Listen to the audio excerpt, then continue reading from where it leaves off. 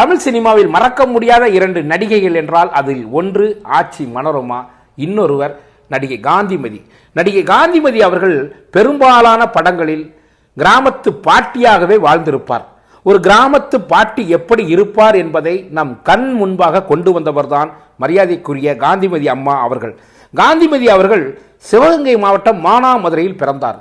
காந்திமதி அவர்களுக்கு சிறு வயதிலிருந்தே, அதாவது தன்னுடைய 9வது வயதிலே நடிப்பின் மீது தீராத ஒரு காதல் வர அங்கே இருந்த நாடக குழுவில் சேர்ந்து நாடகத்தில் நடிக்கின்றார். அப்படி நாடகத்தில் நடித்து கொண்டிருந்தவருக்கு திரைப்படத்தில் நடிப்பதற்கான ஒரு வாய்ப்பு வருகின்றது.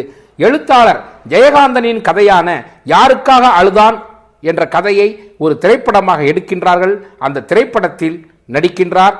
அதன் பிறகுதான் காந்திமதி அவர்கள் இப்படியும் நடிப்பாரா என்று சில இயக்குனர்களுக்கு தெரிய வருகின்றது. 16 வயதினிலே என்ற திரைப்படத்தில் காந்திமதி அவர்களை இயக்குனர் பாரதி ராஜா அவர்கள் நடிக்க வைக்கின்றார்கள். அந்த கதாபாத்திரத்தை பார்த்த அத்தனை பேரும் மூக்கின் மேல் விரல் வைக்கின்றார்கள்.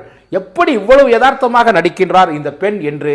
அதனை தொடர்ந்து சினிமாவின் தவிர்க்க முடியாத ஒரு நடிகையாக, பாட்டியாக, அம்மாவாக நடிக்க வேண்டும் என்றால் ஆச்சி மனோரமா அவர்களுக்கு இணையாக காந்திமதி அவர்களைத்தான் இயக்குனர்கள் நிறுத்துகிறார்கள்.